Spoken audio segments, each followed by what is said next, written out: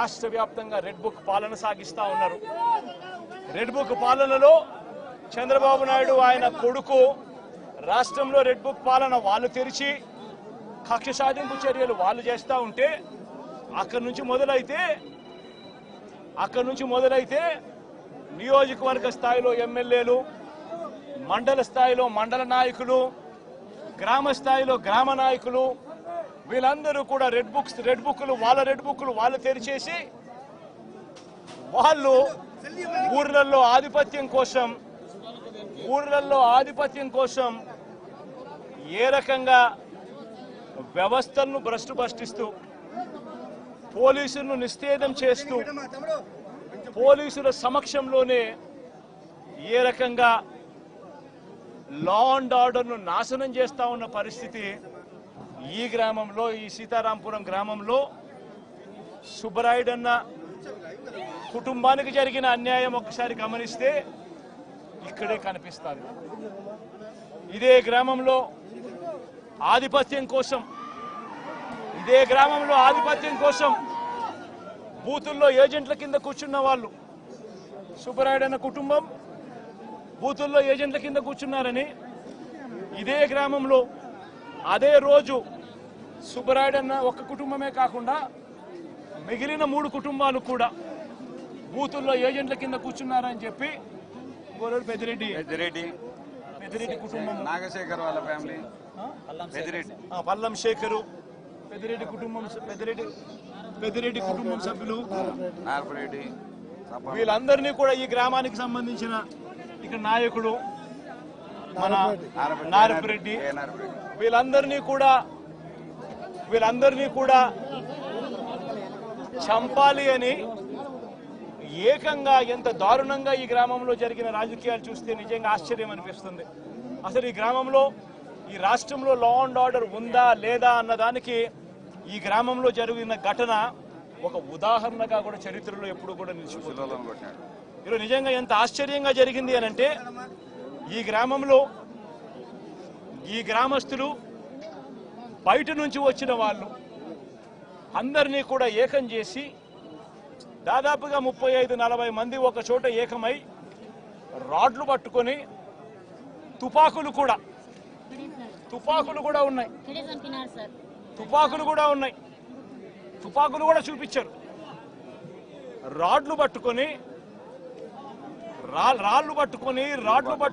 కర్రలు పట్టుకొని కత్తులు పట్టుకొని వాళ్ళు ఈ గ్రామానికి వాళ్ళంతా కూడా ఇక్కడ చేయడానికి, స్వైర విహారం చేయడానికి అందరూ కూడా ఏకమవుతా ఉంటే ఇదే గ్రామంలో నివాసం అంటా ఉన్న నారపురెడ్డి ఎస్ఐకి ఫోన్ చేసింది 9:30 గంటలకు ఫోన్ చేశాడు. 9:30కు ఫోన్ చేసి గ్రామంలో వాతావరణం సరిగ్గా లేదు, బయట నుంచి కూడా వ్యక్తులు వచ్చారు, వీళ్ళందరి చేతుల్లో రాడ్లు కనిపిస్తా ఉన్నాయి, కత్తులు కనిపిస్తా ఉన్నాయి, వీళ్ళ చేతుల్లో తుపాకులు కూడా ఉన్నాయి, గ్రామంలో వాతావరణం సరిగ్గా లేదు, దయచేసి గ్రామాన్ని ఏదో జరిగే కార్యక్రమం జరగబోతా ఉన్నట్టుగా అనిపిస్తా ఉంది, దయచేసి పోలీసులు రండి అని చెప్పి నారపురెడ్డి రాత్రి 9:30 గంటలకు ఎస్ఐకు తాను ఫోన్ చేస్తే ఎస్ఐ ఆ తర్వాత కొద్దిసేపటికి ఎస్ఐ రావడం జరిగింది. ఎస్ఐతో పాటు 2 కానిస్టేబుల్లు గ్రామానికి వచ్చి గ్రామంలో ఉన్న పరిస్థితులన్నీ కూడా చూసి ఎస్ఐ సిఐకి ఫోన్ చేయడము, డిఎస్పీలకు ఫోన్లు చేయడము వీళ్ళ కళ్ళ ముందనే కనిపిస్తా ఉంది. చేస్తా ఉన్నాడు కానీ ఎవడు ఫోర్స్ పంపించడు, మనుషులు కనిపిస్తా ఉన్నారు కానీ అక్కడే కానీ ఎవడు కూడా ఆపే కార్యక్రమం చేయరు. చేతుల్లో రాడ్లు కనిపిస్తా ఉన్నాయి, చేతుల్లో కత్తులు కనిపిస్తా ఉన్నాయి, మనుషులు తిరుగుతా ఉన్నారు, మనుషులు ఏదో ఘటన జరగబోతా ఉందని తెలుస్తా ఉంది, అయినా కూడా ఎస్ఐ ప్రేక్షక పాత్రే పోషిస్తాడు. ఎస్ఐతో పాటు వచ్చిన 2 కానిస్టేబుల్ ప్రేక్షక పాత్రే పోషిస్తారు. ఎస్ఐ సిఐకి ఫోన్ చేస్తా ఉన్నట్టుగా, డిఎస్పీకి ఫోన్ చేస్తా ఉన్నట్టుగా, మిగతా వాళ్ళకి ఫోన్ చేస్తా ఉన్నట్టుగా వీళ్ళకు గ్రామంలో కనిపిస్తా ఉంది కానీ ఏ ఒక్కరూ కూడా రారు, పోలీసులు అదనపు బలగాలు రావు. సాక్షాత్తు పోలీసుల సమక్షంలో ఇదే సీతారాంపురం అనే ఇదే గ్రామం జిల్లా కేంద్రమైన నంద్యాలకు కేవలం 15 కిలోమీటర్ల దూరంలో ఉంది. కేవలం 10 కిలోమీటర్ల దూరంలోనే ఉంది. 15 కూడా కాదు, 10 కిలోమీటర్ల దూరంలోనే ఉంది. 10 కిలోమీటర్ల దూరంలో జిల్లా హెడ్ క్వార్టర్స్. ఆ జిల్లా హెడ్ క్వార్టర్స్ లో ఎస్పీ ఉంటాడు. ఆ జిల్లా హెడ్ క్వార్టర్స్ లో ఎస్పీ ఉంటాడు. ఆ జిల్లా హెడ్ క్వార్టర్స్ లో ఎస్పీ ఉంటాడు. ఇక్కడ నుంచి కేవలం 10 నిమిషాల దూరంలోనే డిఎస్పీ ఆఫీసు. ఇక్కడ నుంచి డిఎస్పీ ఆఫీసు కేవలం 10 నిమిషాల దూరం. ఎస్పీ ఉండేది కేవలం 10 కిలోమీటర్ల దూరంలో ఎస్పీ ఉన్నాడు నంద్యాల హెడ్ క్వార్టర్స్ లో. ఇటువంటి పరిస్థితుల్లో ఈ గ్రామానికి కన్నా పోలీసులు కన్నా పంపించి ఉండింటే, ప్రొటెక్షన్ పంపించి ఉండింటే ఈ గ్రామంలో ఘటన జరిగి ఉండేది కాదు. సాక్షాత్తు ఎస్ఐ చూస్తా ఉన్నాడు, సాక్షాత్తు కానిస్టేబుల్ చూస్తా ఉన్నారు. వీళ్ళందరూ చూస్తా ఉండగానే అదనపు బలగాలు ఏ ఒక్కరూ కూడా ఇక్కడికి రాకుండా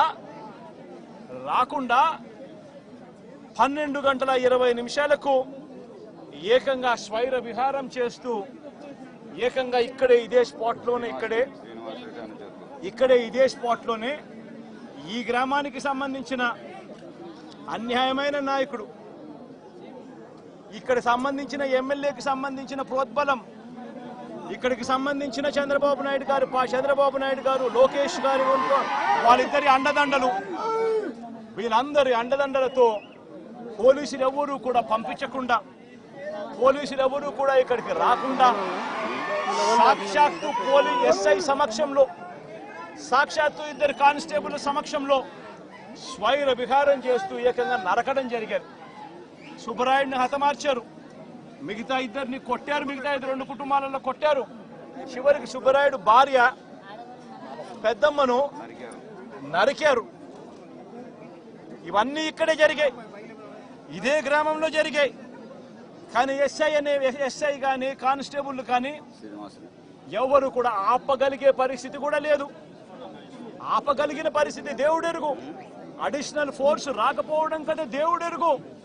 చివరికి వీళ్ళు హత్య చేసిన తర్వాత 12:59 ఆ ఫోన్ చేసిన 9:30కు ఫోన్ చేసిన ఎస్ఐ వచ్చినాడు. ఎస్ఐ ఊరికి వస్తే ఎస్ఐ నారపరెడ్డిని నువ్వు పోలీస్ స్టేషన్కి వెళ్ళిపో అని చెప్పి ఎస్ఐ చెప్తే నారపరెడ్డి పోలీస్ స్టేషన్లో ఉండి 12:59 అంటే 1 గంటకు జరిగిన ఘటన తెలుసుకొని పోలీస్ స్టేషన్ నుంచి నారపరెడ్డి ఎస్పీకి ఫోన్ చేస్తాడు. ఎత్తే పరిస్థితి ఉండదు. మనుషులు అక్కడే ఉన్నారు, చంపినారు. వాళ్ళని కనీసం పట్టుకోండి, జరిగింది ఇన్సిడెంట్ నాకు తెలుస్తా ఉంది, నేను ఫోన్ చేస్తా ఉన్నాను. మా ఇంటి దగ్గర సీసీ కెమెరాలు ఉన్నాయి. సీసీ కెమెరాల దగ్గర నుంచి వచ్చిన ఫుటేజ్ నా ఫోన్లో కూడా లోడ్ అవుతా ఉంది. మీకు కూడా పంపిస్తా ఉన్నాను, కావాలంటే చూసుకోండి, చెయ్యండి. ఎస్ఐలు అక్కడే ఉన్నారు, ఎస్ఐ సమక్షంలోనే ఇవన్నీ జరుగుతూ ఉంది అని అంటే అప్పటికి కూడా పట్టుకునేదానికి కూడా కనీసం అదనపు ఫోర్స్ రాదు. చివరికి చంపినోళ్ళు ఊరు దర్జాగా విడిచిపెట్టి వెళ్లే పరిస్థితి. చంపేసి ఎస్ఐ సమక్షంలో, కానిస్టేబుల్ సమక్షంలో, 2 కానిస్టేబుల్ సమక్షంలో చంపేసి ఊరు కూడా విడిచిపెట్టి వెళ్ళిపోతా ఉన్నారు. చంపేసిన వాళ్ళను కనీసం పట్టుకునే నాతుడు లేడు. పోలీసులు పట్టుకునేదానికి కూడా కనీసం పోలీసులు రాల. ఇన్సిడెంట్ జరిగిన తర్వాత 12:59కి ఫోన్ చేశాడు నారపరెడ్డి ఎస్పీకి. మళ్ళీ రాత్రి 1:08 మళ్ళీ ఫోన్ చేశాడు నారపరెడ్డి ఎస్పీకి. మళ్ళీ 1:08 ఫోన్ చేసి తాము ఎస్పీ ఆఫీస్కు వస్తున్నామంటూ నారపరెడ్డి నేరుగా జిల్లా ఎస్పీకి ఫోన్ చేశాడు. అయినా పట్టించుకునే పరిస్థితి లేదు.